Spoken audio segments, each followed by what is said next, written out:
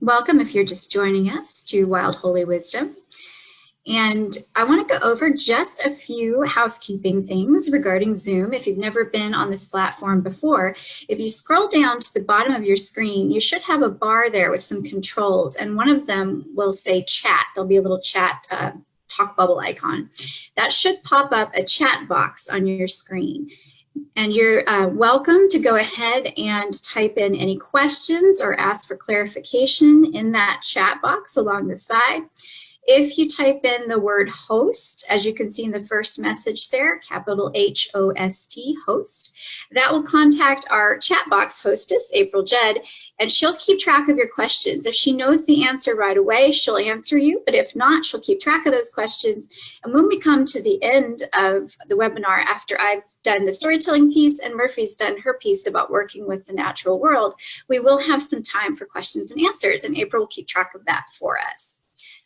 Just so we're not speaking over each other and so that we can hear well and not be distracted by background noise, we would ask that you please remain muted while I'm speaking and while Murphy's speaking. And again, near the end, we'll have more time for question and answers, and we can unmute our mics at that time. Let me look at my checklist to make sure I haven't missed anything. Again, yes, Q&A at the end. And also, I think I mentioned that we are recording this session, and the recording is uploaded to the cloud, and it will be available probably in 2 to 3 days, and you'll get an email notification when that recording becomes available. Murphy, can you think of anything else that I might have missed? No, I think that's a good introduction to the system, and okay, perfect. Well, then I am going to go ahead and I'm going to start off our time tonight by lighting a candle here for all of us. And I'm lighting this flame to,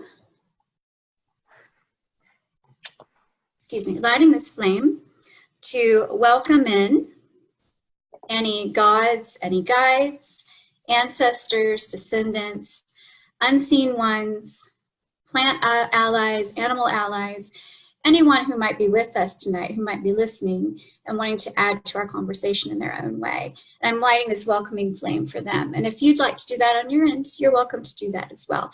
And I'll have this flame for them on our shared altar. I would also like to send honor and gratitude to the elders of the Abenaki people in Vermont and the elders of the Muskogee and Creek people in Alabama.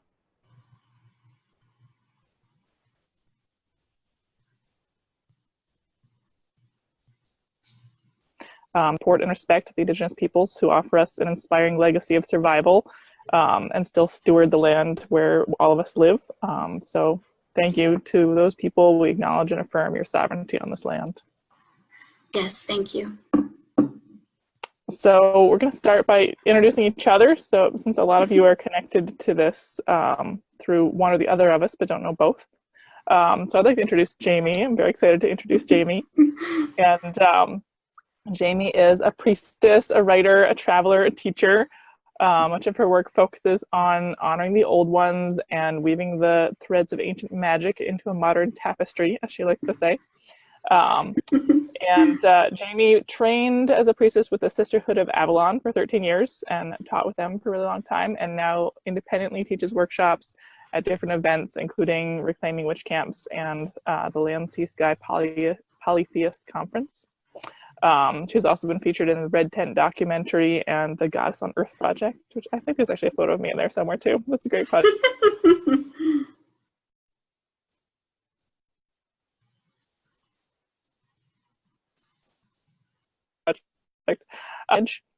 She was fascinated by the legacy of encoded wisdom, ancestral traditions, and initiations and rituals that can be excavated from story and myth.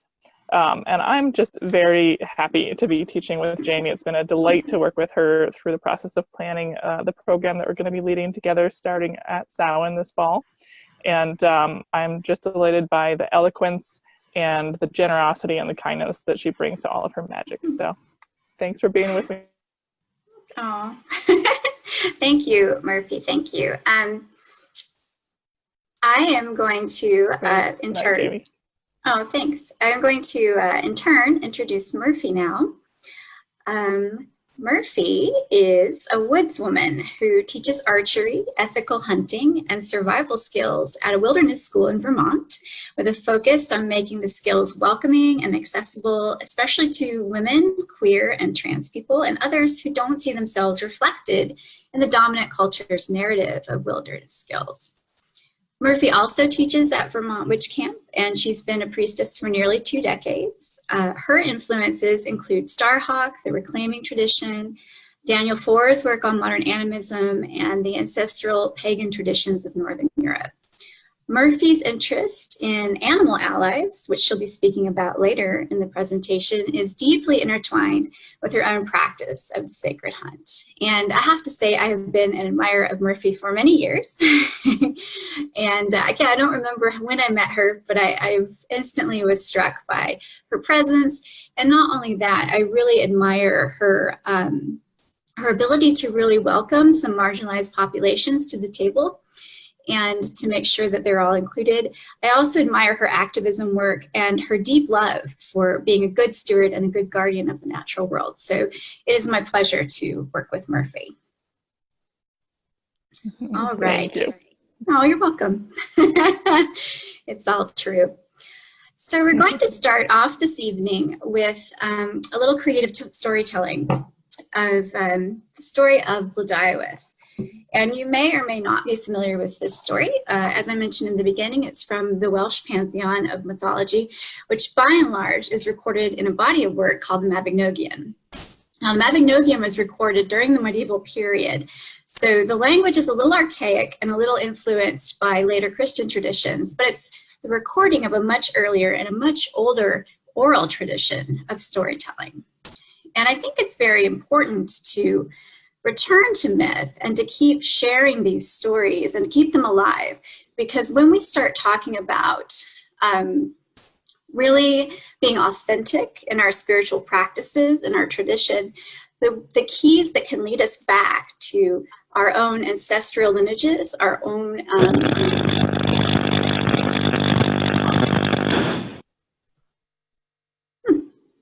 okay, there's a bit of noise. Anyway, so what I was saying is what can really lead us back to traditions that are more, for those of us who come from a European descent, we oftentimes don't feel like we have solid traditions or things that have been handed down specifically through generations that we can fall back on and that we can practice on. And so we default to cultures that are not our own. But if we investigate myth and we go back to the story and we really go into it in a real active, imaginative way, and we really dig through the details of the story, there's a lot encoded there that we can learn and that we can incorporate into our own practice. So I'm going to tell Blodeuwedd's story this evening, and I want to start that by offering her a little devotional invocation. And to assist me tonight, you might hear or see my drum. This is Dark Moon, and she often comes with me and sometimes likes to speak and help tell the story. I invite you to sit back, relax, close your eyes if you like, or watch me if you like, and let your ears open, your heart open, your mind open, and just enjoy being carried away by the waves of this story.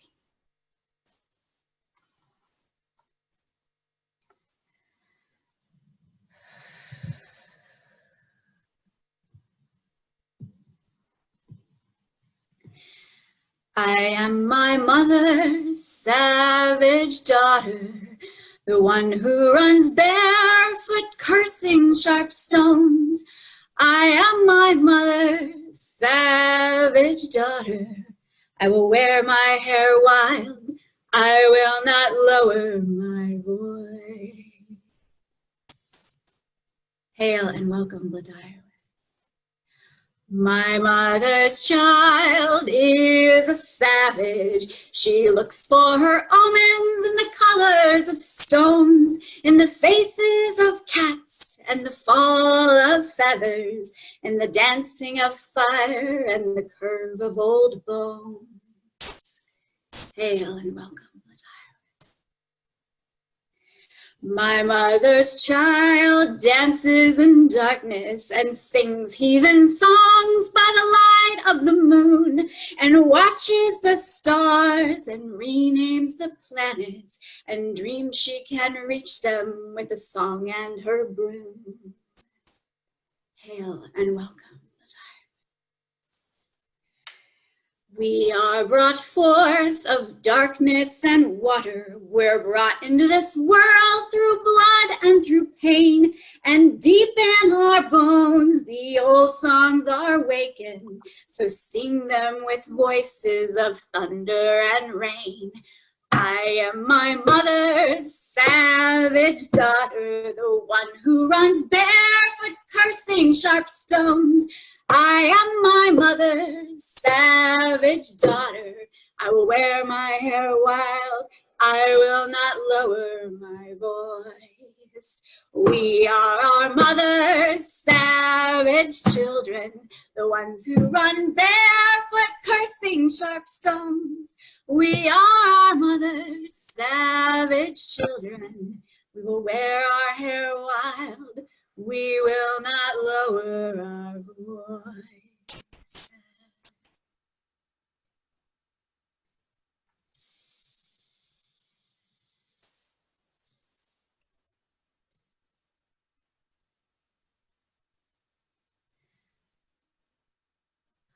There once was a woman named Arianrod who gave birth to twin sons. One crawled away into the sea, and one survived without her knowledge, but was hidden away by her brother. Now, when this child was discovered, Arianrod was furious, and she laid 3 curses upon him. That is a story for another time. However, the 3rd curse is what concerns us tonight. The 3rd and final curse laid on this child named Plow was that he would never marry a woman who was of the race that inhabited the earth. And if this child never married, he could never fulfill his destiny as a man, and indeed never become sovereign in his lands. Now the uncle, his name was Gwydion, loved Clow very much and considered him his own. And so he raised him up and helped him to defeat every curse that his mother might have laid upon him. And when it came time to the last and final curse, he consulted with Math. Math was the boy's great uncle, and Gwydion and Math were very famous magicians. And so they sought to conjure out of the plants of the wild a woman who would be sweet and beautiful and complacent and fulfill all of Flow's earthly desires. A woman who would be the perfect wife and perfectly pliable, unlike Arianrod. And so they went out and they gathered the plants. Some say 3, some say 7, some say 9. But for sure, they gathered the flowers of the meadowsweet, the flowers of the oak tree, and the flowers of dyer's broom. And they got together and they swirled these flowers around in the breeze, and they waved their wands and they manifested a woman. This woman they called Blodeuwedd, which means flower, because she was made from blooms. Now, Blodeuwedd was happy for a time. She married Clow. His great uncle Math gave them some lands. They lived on the lands in harmony. But it came to pass that Clow needed to go visit his great uncle and pay him some tribute, and he left Blodeuwedd alone. She was out walking across the land one day when she heard a thundering noise on the hill. And across the hill came a hunter chasing a great stag with his hounds and his men, and they were thundering across the land. And she watched him in awe. She had never seen such a sight. And his wildness called to that which was wild in her. Because remember, she was created from that same wildness, that same urge that drives seeds to sprout in the spring, that drives the birds to sing and mate with each other, that drives the wolf to stalk its prey. And the hunt passed her by, but she did not forget that. And she went back to her dwelling, and that night she asked her steward who that man might have been.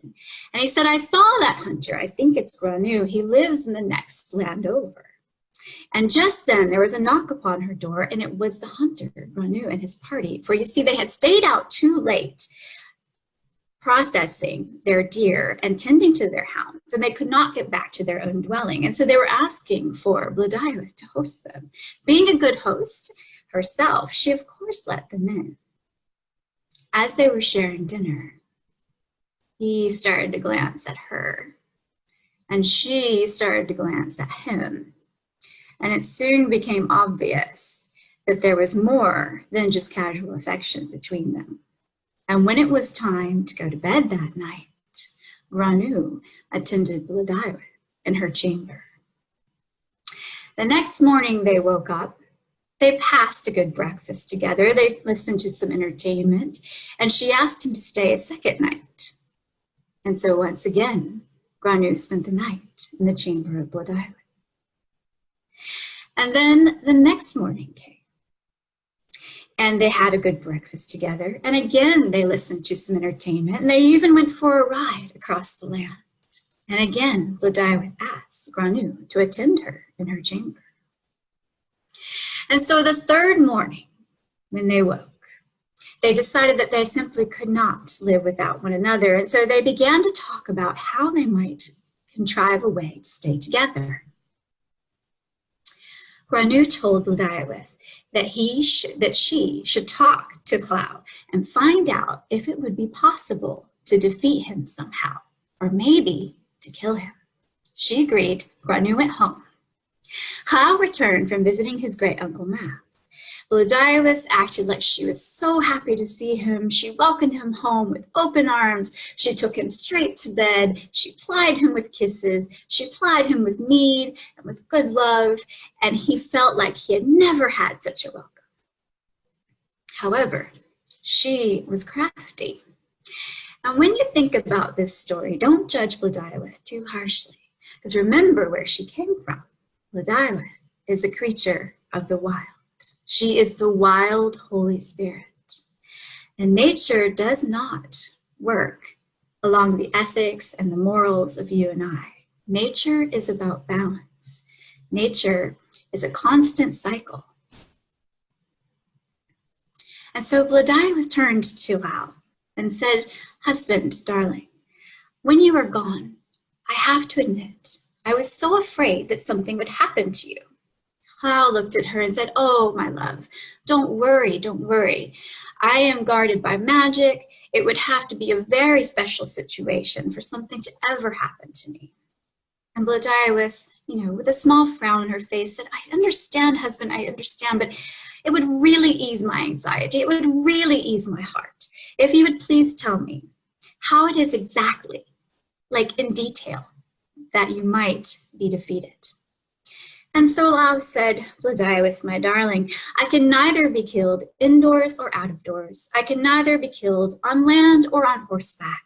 If you were to kill me, you'd have to craft a spear, and you'd have to craft it over the time span of a year, and only on the holiest of days, only on the days when our people make sacrifices.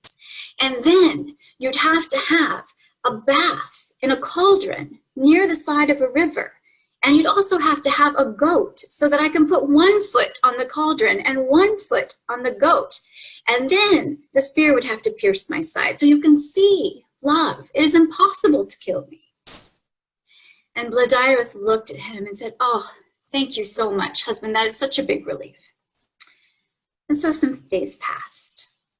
Blodeuwedd sent a message to Granu. She told him the exact specifications for making the spear, and she let him know that in a year, when the spear was completed, she would arrange for the time and place by the river in which they could complete their plan. When that day arrived, Blodeuwedd showed up at breakfast with Clow and said, "Husband, if you recall a year ago, you left me to visit your great uncle, and we had this conversation about, how you might be injured. And I have to confess, I just haven't been able to forget about it.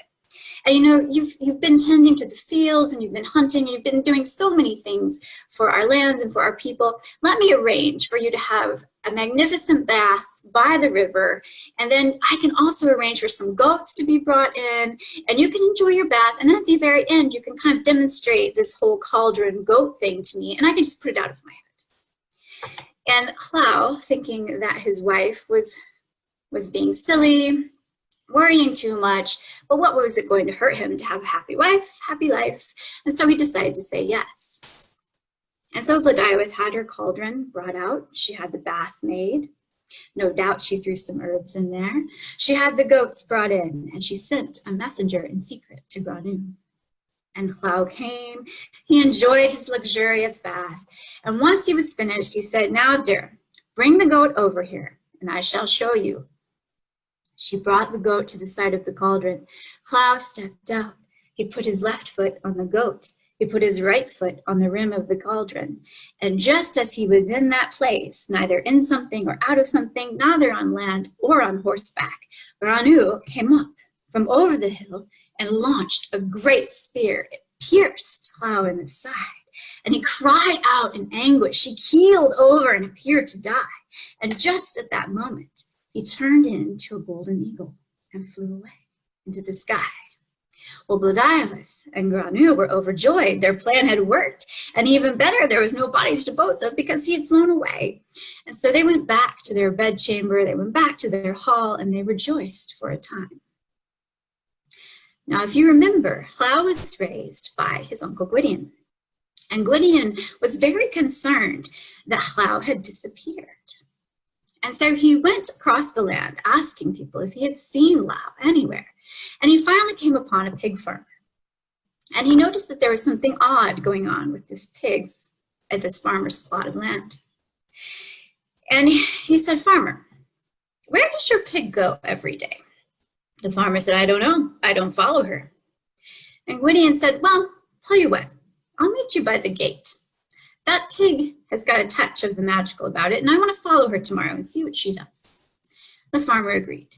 So Gwydion, the magician, waited to follow the sow, this great white sow.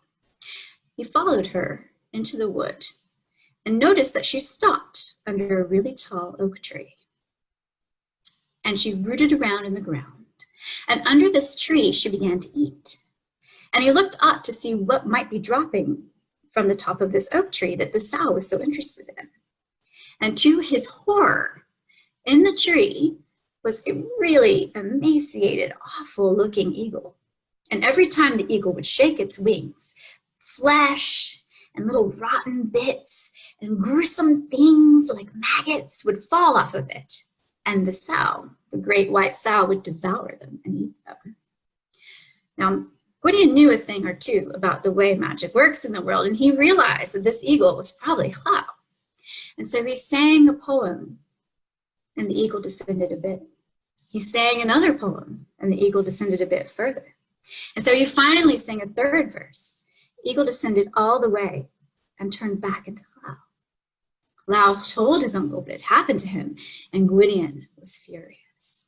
They rode back to the lands that Llao once lived in. They found Blodeuwedd and Granu there in the dwelling, and they forced them to come outside.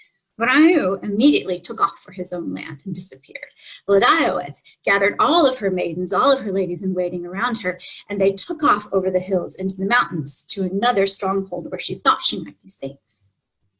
But Gwydion and Llao were fast in their pursuit. They were so fast, and the maidens were so scared, they kept looking behind them. And eventually, one by one, they would fall by the wayside, they'd fall off the cliffs, they would fall into the lake. And even to this day, near that mountain in Snowdonia, there's a lake called the Lake of the Maidens. When they finally caught up with Blodeuwedd, Gwydion took her by the hair and said, "Woman, the thing you have done is so terrible. I will take away this human form. I will turn you back into a wild thing. And I will turn you into the most hated bird, a bird so hated that it can only come out at night. I will turn you into an owl. Blodeuwedd whipped her head around, ripped her hair out of Gwydion's hand, and began to run toward the edge of a cliff. Gwydion chased her, and he extended his hand, and he held out his wand. And Blodeuwedd, just as she leapt off the edge, sprouted wings. She was no longer Blodeuwedd, meaning flowers, and was now Blodeuwedd, meaning flower face, which in Old Welsh is the name for owl.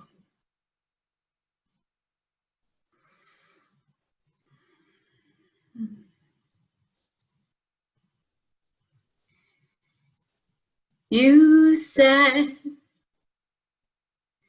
that you created me,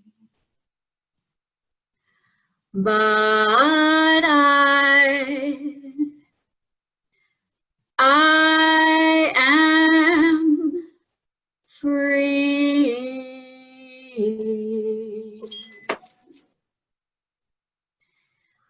He said that he would marry me, but I am free.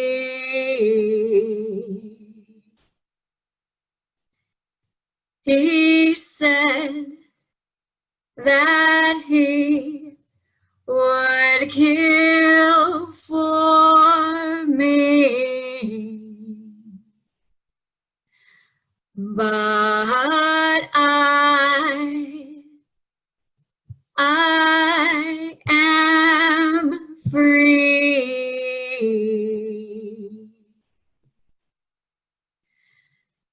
You said that you would destroy me,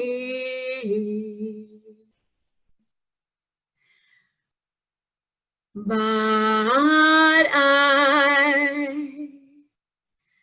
am free.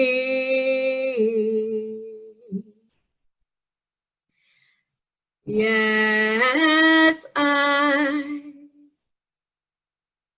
am free.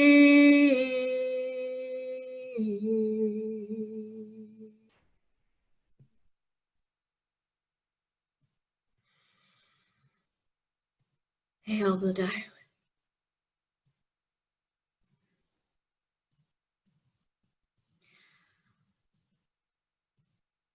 So that's the story of Blodeuwedd, which is a short bit of the fourth branch of the Mabinogion, which is math of mathemy. And there's a lot more to the story. There's so much we could unpack. But for tonight's purposes, we want to talk about the encoded ancestral wisdoms in myth and story, and in particular, plants and animals. So why should we study and work with plants and animals in mythology, or that come up to us in story, or maybe even in dreams? So if you notice that the plants and animals in Blodeuwedd's tale, and especially, are part of the story. When plants and animals appear in mythology, they can be main characters or they can be supporting characters. But just like when you go on a vision journey or a soul flight or spirit flight, every nuance of what you see in the landscape of a story creates more and more layers of meaning and understanding. So just on the surface, we can pull out a few different characters, right? We can pull out owl from the story. We can pull out eagle from this story. We can even pull out perhaps deer, as we have Granu the hunter chasing a stag. We can perhaps pull out hounds, as he has a pack of hounds that accompany him. And when we look at plants, we can of course pull out the plants that Gwydion and Math used to create Blodeuwedd. They use meadowsweet, the flowers of the oak tree that bloom in spring, and they use dyer's broom specifically. Some version of the stories list even more. So just right there, there's a lot to work with. You know, another reason why we might want to look at the plants and animals that appear in mythology is that they provide really essential clues about gods and goddesses. So if you're interested in working with deity or working with these energies in an archetypical way, familiars, animal familiars, plant familiars are familiar to us as humans. If we study and work with them as allies, by the way they interact and represent deity and story, they can provide us with essential clues about the natures of those types of entities, which are vastly different from us and our human experience. But that plant or that animal can be a bridge to understanding them a bit better. And just one final reason I want to mention before I turn over to Murphy is we also would when we work with plants and animals, they can assist our personal magic and our personal spiritual growth. I like to use the term familiar, so you'll hear me repeating that a lot. Familiars teach me a lot about how to embody their essential qualities, how to work with their specific energies, and how to help me weave my magic into an interconnected web or tapestry of being. So that's just a tiny taste. That's all we have time for tonight, but there's so much more. And I want to turn this over to Murphy, who's going to talk a little bit more about really courting the beloved wild and, you know, the wild holy wisdom that's available in the world. So over to you, Murphy.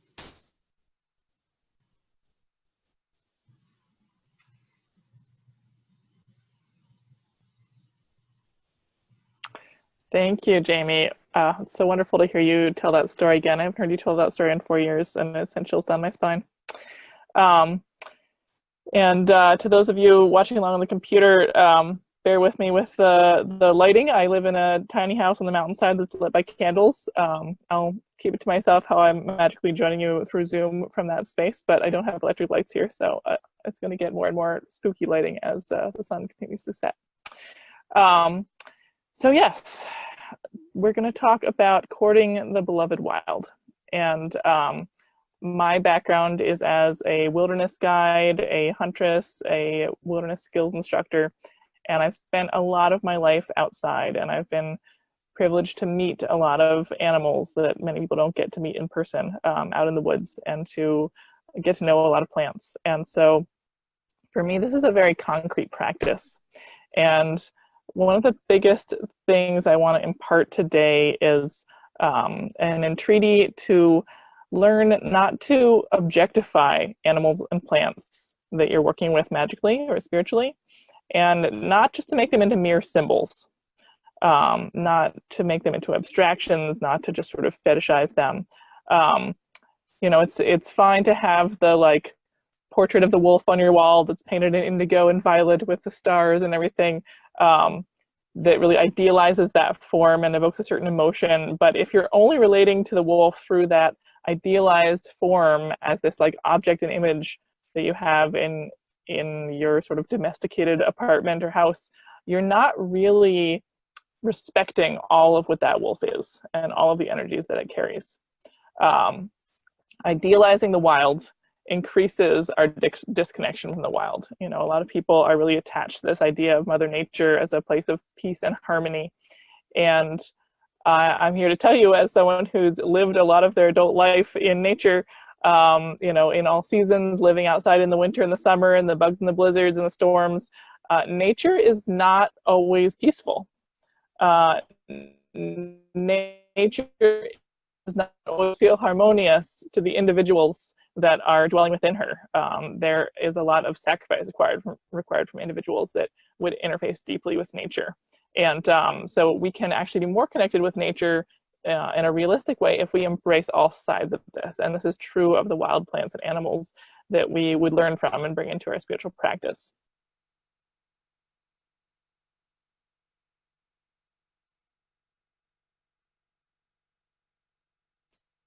Logical characteristics of your wild ally. For an animal, it might be, what food does it eat? What are its predators? How do you identify its tracks? What communication strategies does it use as it lives its life? What are its survival strategies? All this information can be found in some of the better wildlife tracking books, such as Tracking and the Art of Seeing by Paul Resendez. And there's just many books out there. There's on specific species. So if you're drawn to a specific animal, really do some research, like go to the field guides and learn some basic biological facts about your animal ally, your animal familiar. You may be drawn to work with plants. A lot of people are drawn to herbalism and wild plants as magical allies. And you want to learn to identify those in the wild as well. It's great to get the dried herb leaves from the herb store, but also, would you actually know that plant if you met it in the wild? There's a lot of wonderful guidebooks like the Newcomb's Wildflower Guide or Sam Thayer's Wild Food books if you're working with an edible plant that will teach you to identify these plants.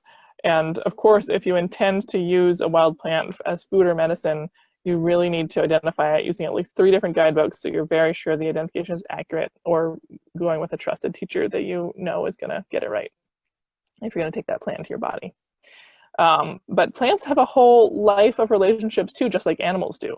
You want to learn what plant communities this plant is a part of. Does it grow near the oak tree? Does it grow near the stream? Does it grow at a certain elevation? What does this plant like? Learn about their growing conditions, how it looks in different seasons. Does it have a relationship with certain pollinators? What eats that plant? There's so much to learn about a plant that will help you understand it. Because if you're working with a plant just for pure medical herbalism, it's only important to understand a few of the chemical compounds, perhaps, depending on what tradition of herbalism you're working with. But as a spiritual ally, you want to understand all the parts of this plant and how it survives, because that's a big part of what it has to teach you. So animals and plants can't be understood outside the context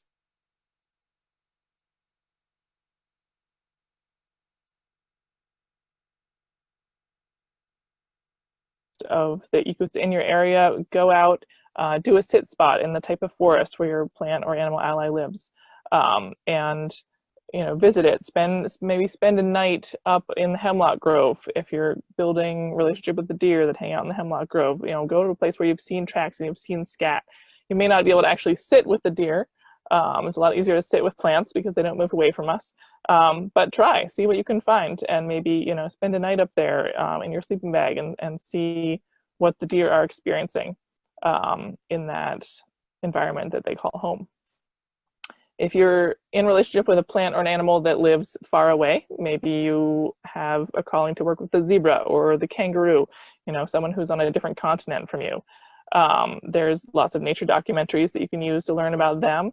But also ask yourself why you're working with an animal that lives so far from you. There may be very good reasons. There may be a very strong calling, but also there may be an animal that fills a similar ecological niche that lives in your home place that you can build a relationship with really directly, and that's probably worth exploring as well.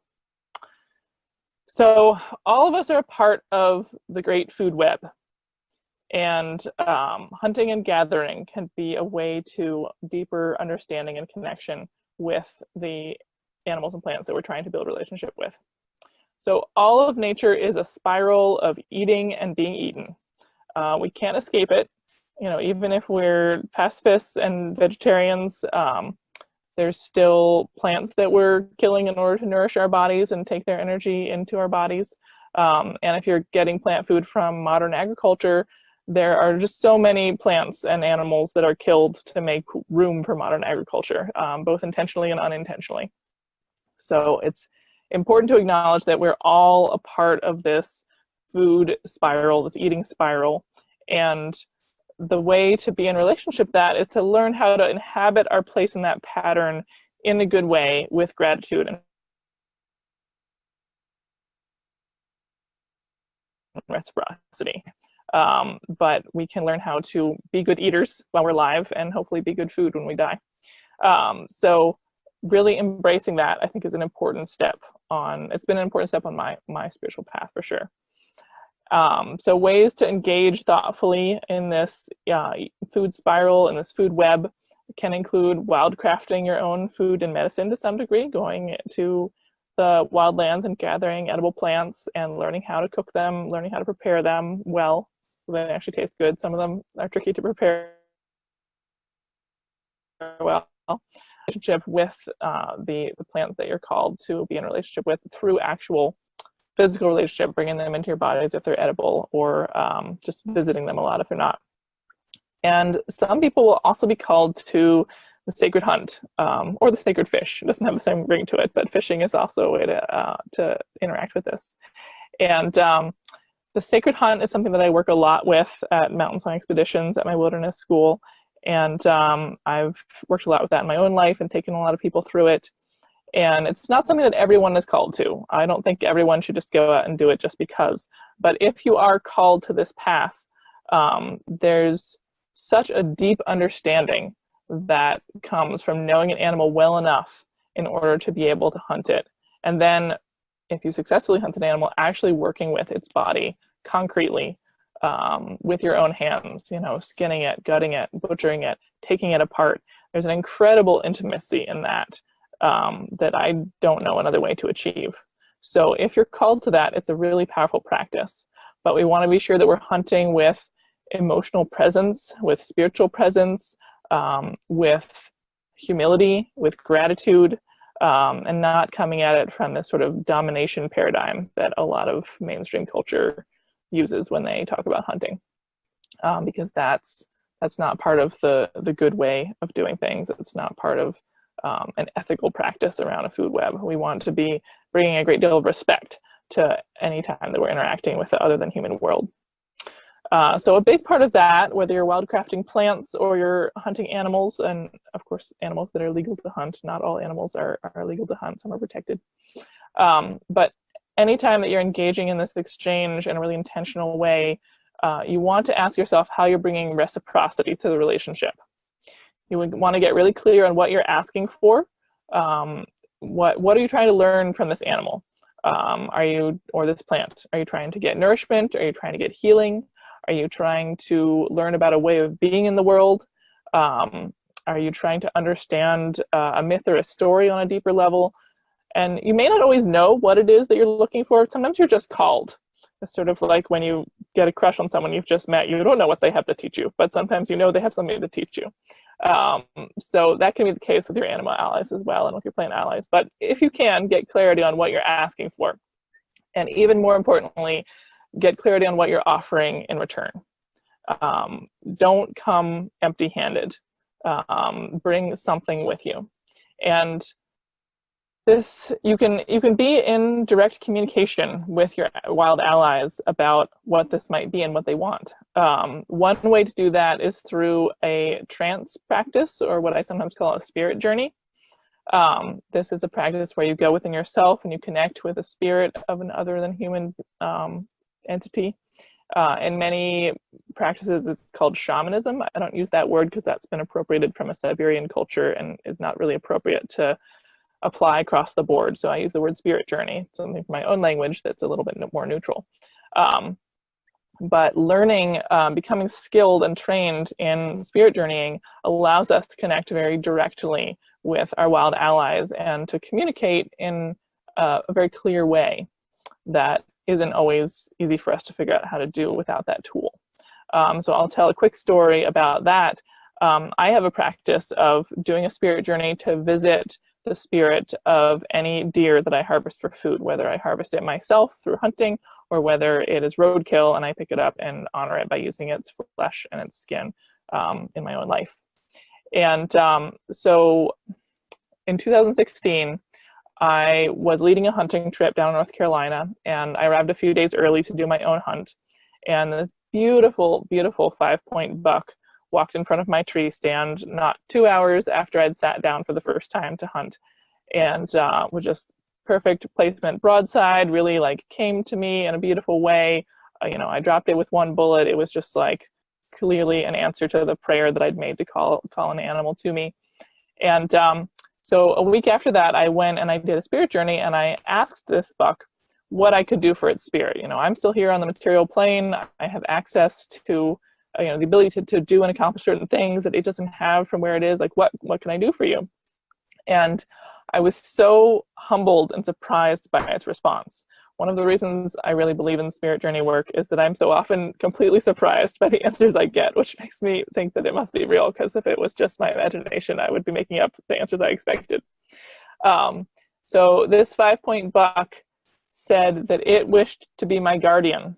I was preparing to go out to Standing Rock at that point to support the Indigenous water protectors who were fighting the Dakota Access Pipeline.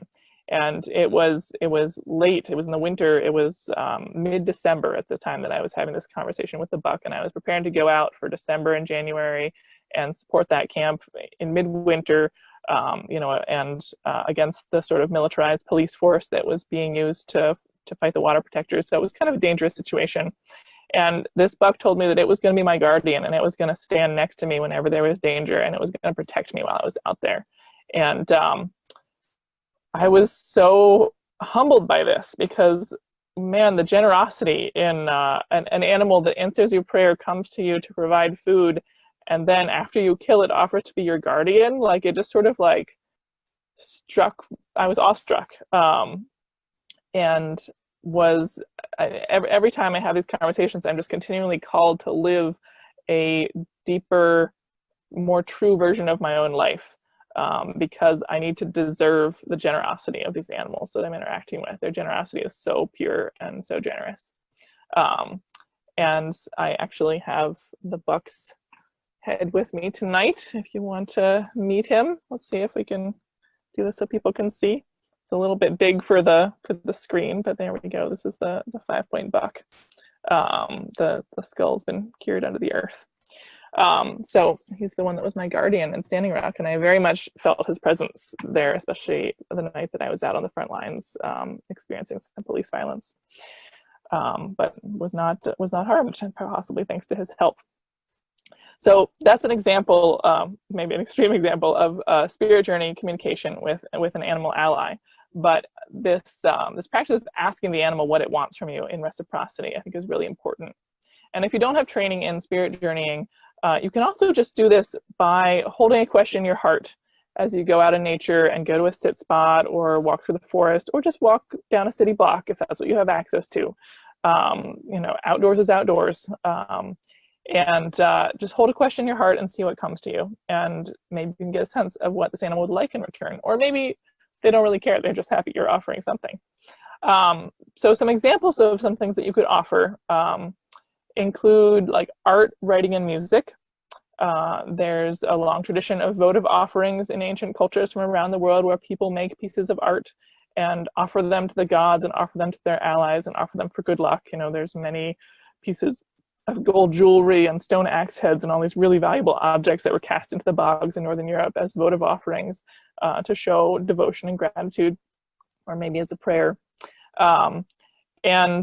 Art, writing, and music are really beautiful versions of this.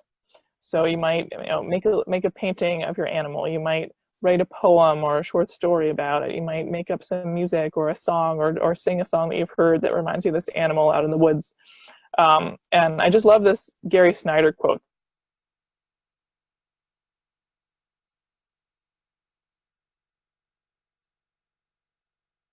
that talks about say grace. We do ceremonies and rituals. Performance is the currency in the deep world's gift economy. The human contribution to the planetary ecology might be our entertaining eccentricity, our skills as musicians and performers, our awe-inspiring dignity as ritualists and solemn ceremonialists, because that is what seems to delight the watching wild world. And that's a quote from Gary Snyder. So art is something that's very genuine and very heartfelt, and therefore very valuable as a currency in this kind of exchange. Another thing you can do more concretely is habitat protection. Perhaps there's a piece of land that needs to be preserved in your area, and you can do some activism and some fundraising to support that. You can work with a local land trust to steward some of the lands that they hold under protection. You can go out and fight a pipeline like I did at Standing Rock and try to protect an ecosystem that way to keep the water clean. So there's lots of activism you can do to protect habitat. You can also leave food offerings out. So if your animal ally is the bear, you might leave a little honey out on a piece of bark on a rock somewhere. And it doesn't necessarily mean that an actual bear is going to come and eat that actual honey. If I did that here, it probably would mean that because I have bears on my land. But it's more about the symbolic offering and the thoughtfulness of the offering, how that offering is tailored to the creature that you're trying to court. And you can also offer prayer, just time spent communicating really fervently in praise of this animal, or asking this animal for the exchange, the benefit, the learning that you're asking for from this animal is very valuable and really, really valid as an offering. And there's also teaching. I've spent a lot of time teaching people about the wild. I used to work at the International Wolf Center in Ely, Minnesota, and teach people about wolves up there. So you can teach children, you can teach it doesn't have to be children, you can teach everyone in your life about this animal, this plant that you're learning about how wonderful and amazing they are. And spreading that knowledge is a service to that animal as well.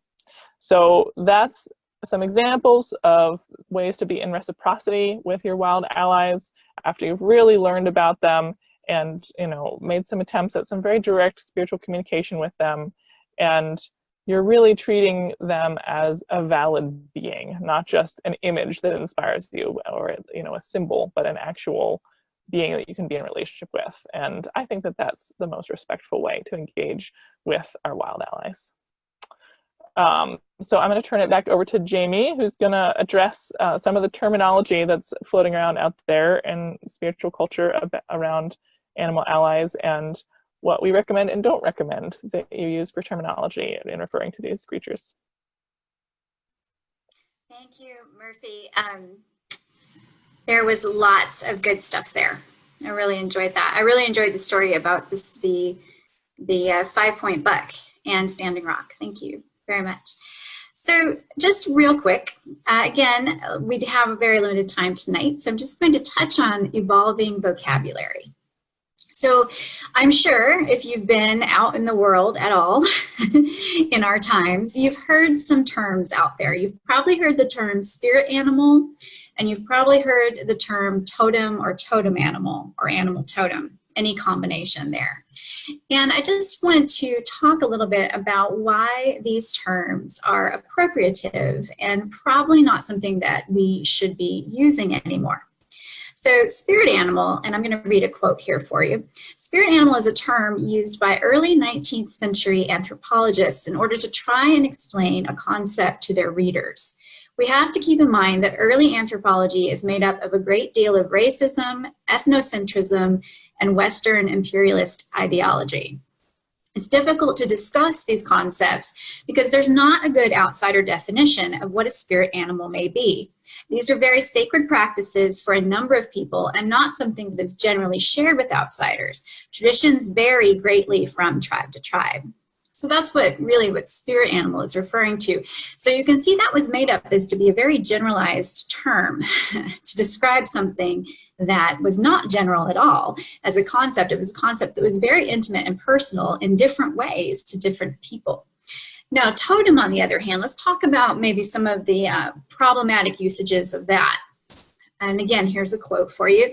A totem is a spirit being, a sacred object, or a symbol that serves as an emblem of a group of people, such as a family, clan, lineage, or tribe. The term totem is actually Ojibwe.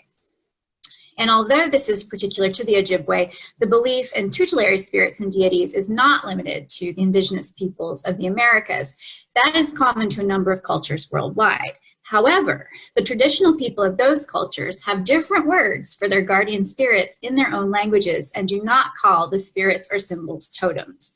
So again, the term spirit animal and the terms totem are really terms that have become generalized when they're very much not.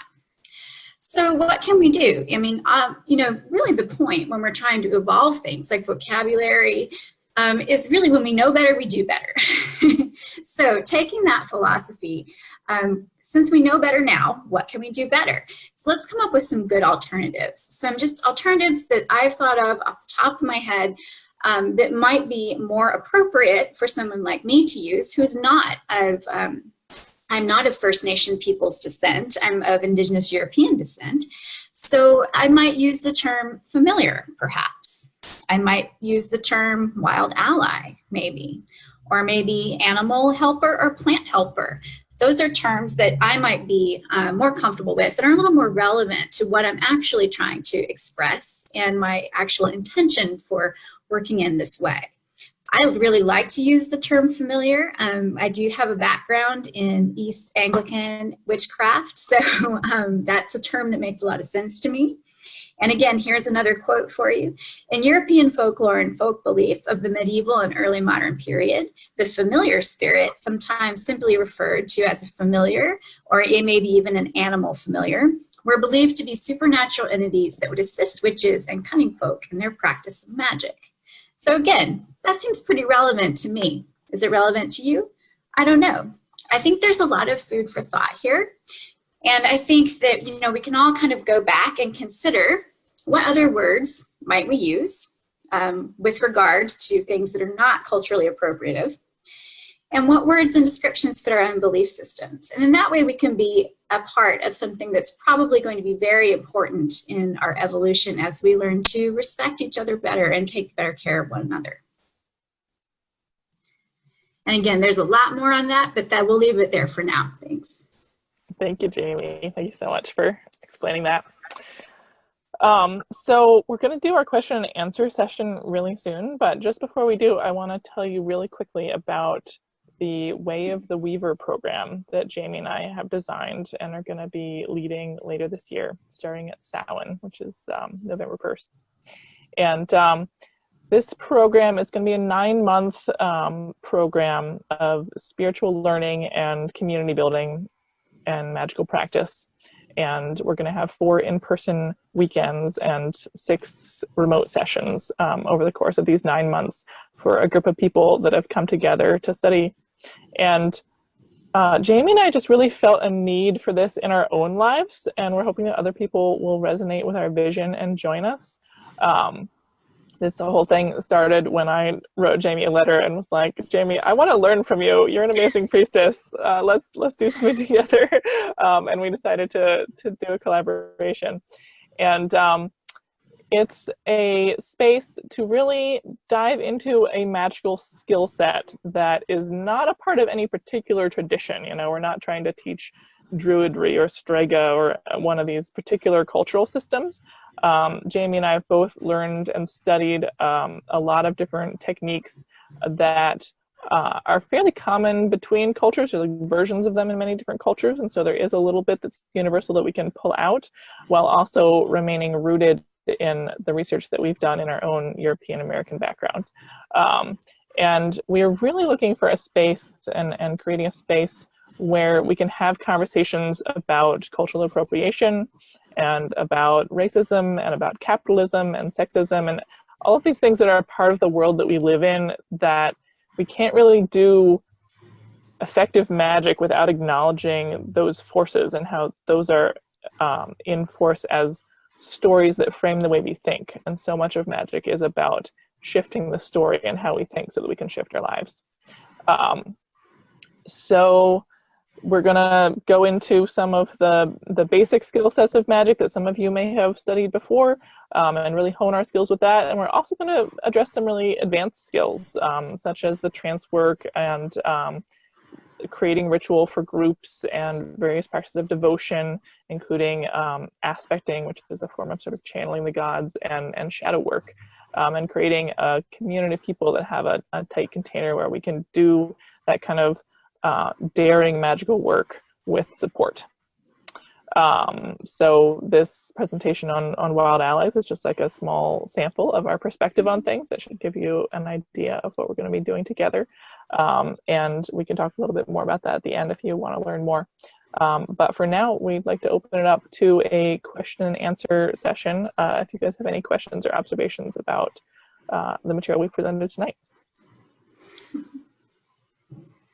Yeah, and you're welcome to, at this point in time, to type your questions into the Zoom chat. And it can be a question about what I presented. It can be a question about what Murphy presented. It can be questions about our backgrounds as teachers and as weavers in this world.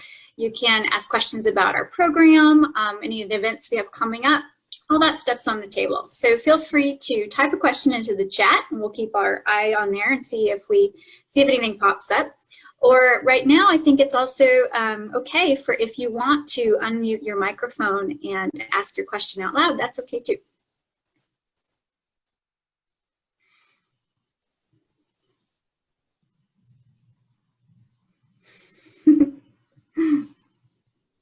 Hey, Jamie and Murphy, there was a question about titles for the field guides of tracking animals and plants. I don't know if you could go back over that, Murphy, or suggest.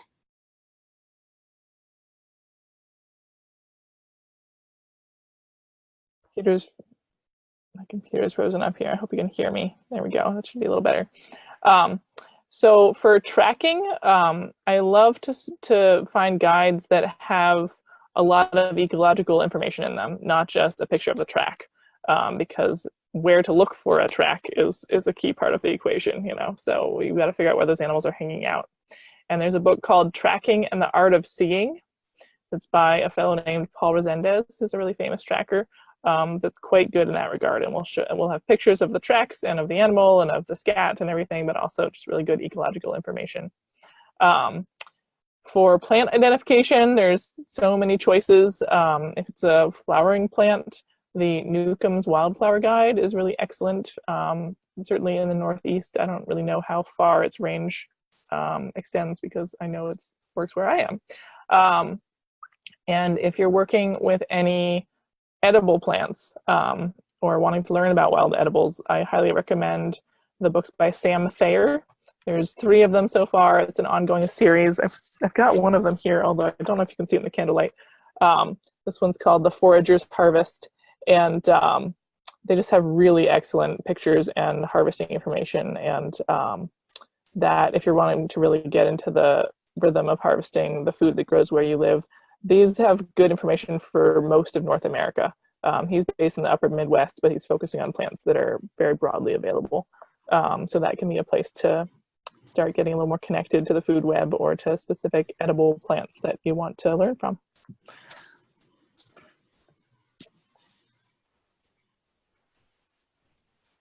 That was great, Murphy. Thank you. That's really valuable information.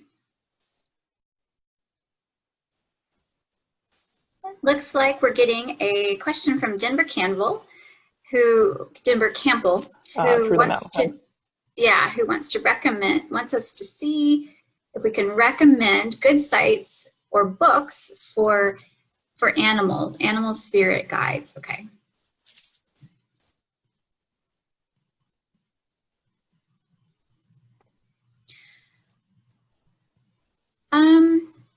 I don't know that I use any websites for that in particular. I haven't I haven't run across a website that I think is maybe 100% trustworthy or 100%. You know, there's a lot of different information that tends to be collected on sites like that, and the sources aren't always cited, and you don't really know what's going on. So I guess, you know, and Murphy can answer from her perspective too, her favorite things. You know, her favorite ones, if she has some. You know, for me, when I think about working with a new plant or animal familiar, and Murphy mentioned this, I think what's really important, you know, that you first do your own reconnaissance, like your own work with it. So maybe you meditate, maybe you walk in the wild, maybe you create an altar, maybe you do vision journey. You know, because I think the best thing that you can do, number one, is to have that one-on-one interaction with absolutely no sort of preconceived notion or anybody else's opinion, you know, even mine or Murphy's, coming in to influence you, because that's going to be kind of that first, that very first like interaction. You may say, well, that's just like, that's UPG, that's that unverified personal gnosis, but there is some value in that. There's actually a lot of value in that. And then what you want to do is, like Murphy said, you really want to get into the realities of the plant or the animal, right? So you want to actually look at the ecology. You want to actually look at it kind of in situ, like in nature. And you want to kind of get the actual practical physical reality of the plant or animal, right? So you've got your first interactions with it, you do your practical research. And then what I would do personally, because I like story and myth, I would go out there and I would do a Google search, and I would, you know, do just general example, oak tree mythology, right? Oak tree stories, oak tree and folklore, and try to look up that, right? Because then you've got like another kind of different perspective coming in. The, you know, your own UPG, the practical knowledge that's been collected, and then the folklore, right? And so what's going to happen is it's going to start looking like one of those diagrams where, I think they're called Venn diagrams, where you've got circles that overlap, right? So you've got like your personal knowledge, the practical knowledge, the folklore, and there's going to be that space in the middle where it overlaps, and you're going to be able to come up with your own truth, right? And quite honestly, often when you compare that little space in the middle that overlaps with other people, it's usually there's some commonality there. So I hope that answers the question from my perspective, and Murphy can weigh in on that one too. Yeah, thanks, Jamie. I think you covered that beautifully. I 100% agree with what you said. When I first saw that question, I was like, wow, there's a lot of books I wouldn't recommend. I don't know if there's any books I would recommend.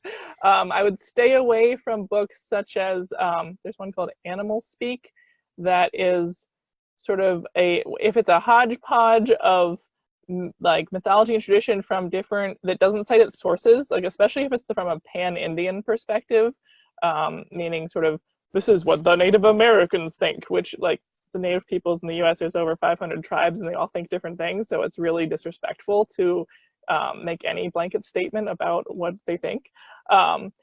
Yeah, there's a book called Animal Speak, and there's also a deck called like the Animal Medicine Cards or something like that based on North American animals that are pretty egregious in that way. So I would stay away from those sources. But I would, again, go to the original like mythological primary sources, both from Europe and from North America. There's some anthropological gatherings of animal stories that have been done with people who've embedded with various tribes that have just transcribed things faithfully, and I think those are good sources. Just not the things that have been synthesized are usually synthesized poorly because we live in a colonial society and people mess it up. But for European-based animals, one thing that I might recommend is the Druid Animal Oracle deck. The book that comes with that deck has just like pure myths told to go along with the animals. I don't even really read the interpretive part, but they just have a myth written down about animals, and they also have a deck for trees and a deck for plants. So there is some better research that's gone into that one. Yeah, Jamie's got the owl card from the Animal Oracle deck, the Druid Animal Oracle deck. I haven't found a great one for North American animals though. But again, I would just always first go to your in-person experience, do dream work with that animal, ask it to come to you in your dreams, which might be more accessible if you like live in New York City or something like that than going out and visiting it in the forest. And developing a kind of spirit journey practice with some good safe practices that you can use to get your own information. It's great.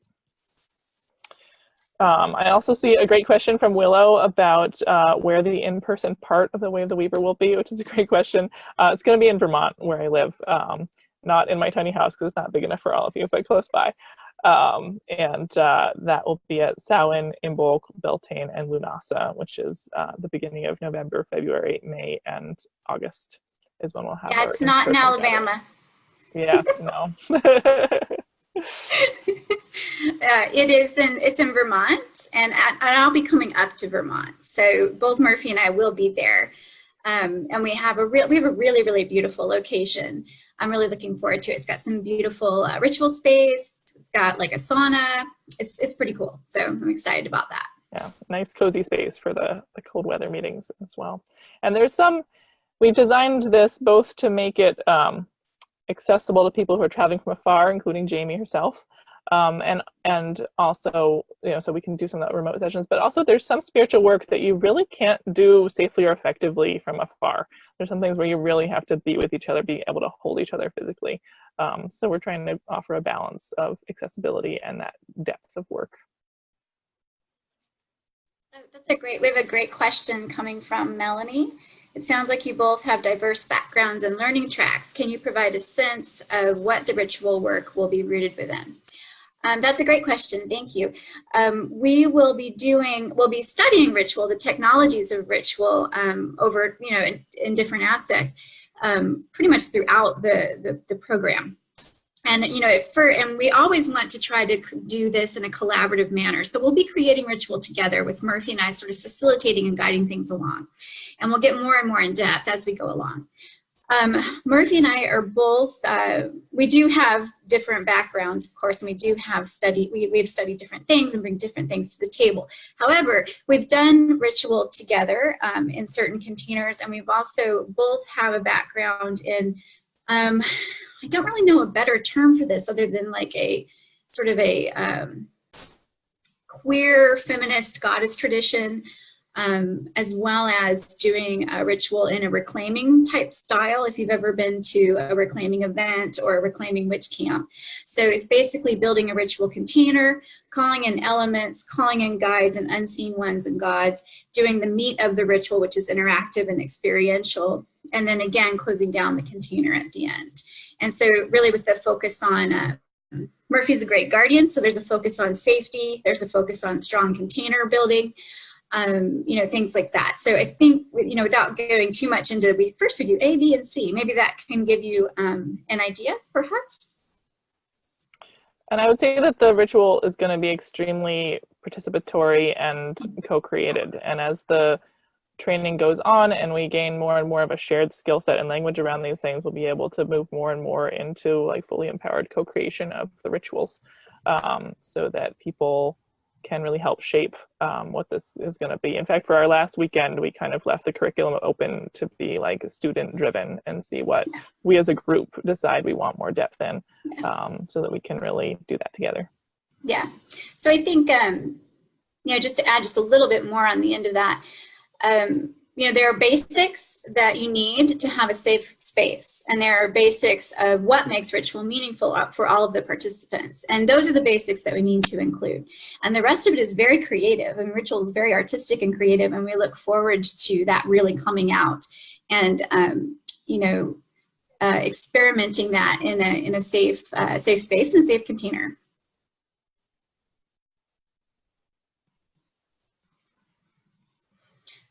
Let's see.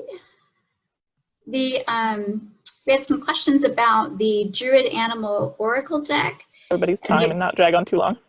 Yes, and the accompanying book.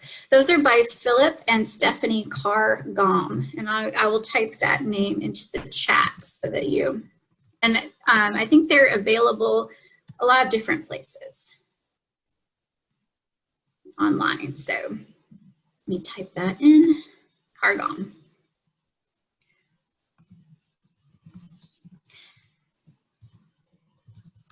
Any other questions that we might have?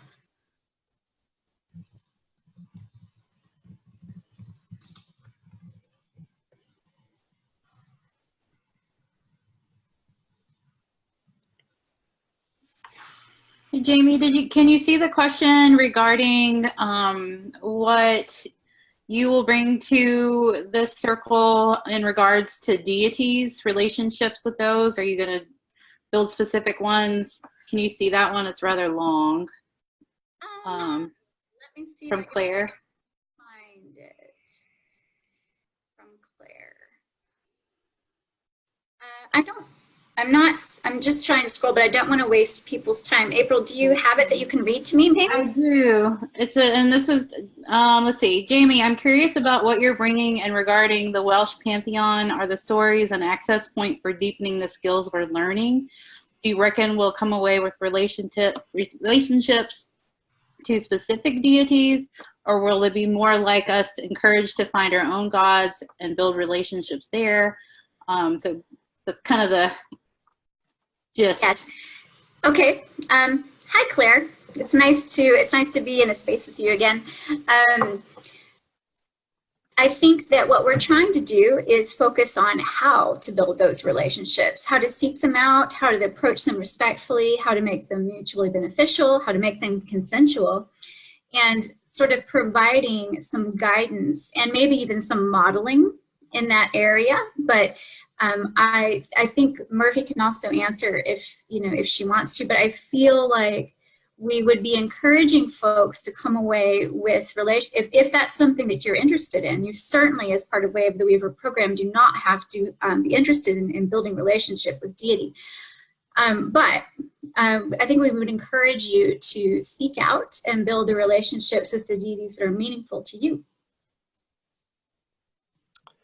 Yes, absolutely. I agree with that. And I think that we will be very likely invoking certain deities in our rituals, and that will be a really consent-focused activity. And we'll make sure that everyone who's there feels comfortable with those specific deities. You know, sometimes there's a deity you just don't get along with or you have some beef with, and if that's the case, we're not going to go there as a group. You know, we're going to make sure that everyone's comfortable with the deities that we're working with, because they have really strong personalities. And I think one of the important topics that we'll be covering is devotion. And devotion doesn't have to be directed towards a mythological deity. It can go towards one of your wild animal allies, or, you know, all sorts of different places. So there will be space for those who don't feel called to work with traditional deity to still engage in those practices with us. There's also a question I saw on the chat of, will we be publishing different topics for each month? For those who are in the Way of the Weaver program that are going to be doing the 6 remote sessions and the 4 in-person sessions, we have a whole curriculum laid out on the web page. Maybe April can post the link to the web page there in the chat, but it's mountainsongexpeditions.com/Way of the Weaver. And we have a general curriculum outlined, which may shift a tiny bit depending on people's interests and what catches fire in the group. But there will be certain topics and focuses that we will be studying every month that we're together. And there will be chances to connect both through Zoom sessions like this one, except longer, with more interaction between everybody. And, you know, we'll have online, written, you know, email type things, ways to communicate and everything, so that everyone in the group will have a chance to approach these topics in community with the social support and reinforcement. To me, that's one of the hardest things sometimes about modern pagan practice, is I have a lot of pagan friends, but I don't have a structured way to communicate with them every week or every month. So conversations are haphazard, and many of my most satisfying experiences have been long-term study groups where we commit to a certain schedule of study together. So that's partly what this is based on.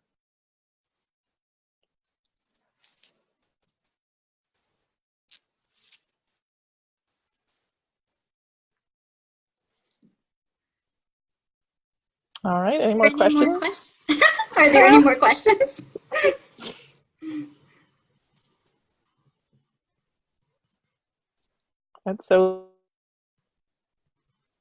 Okay, excellent. I think I'm going to close down. Thank you, Melanie. You're quite welcome.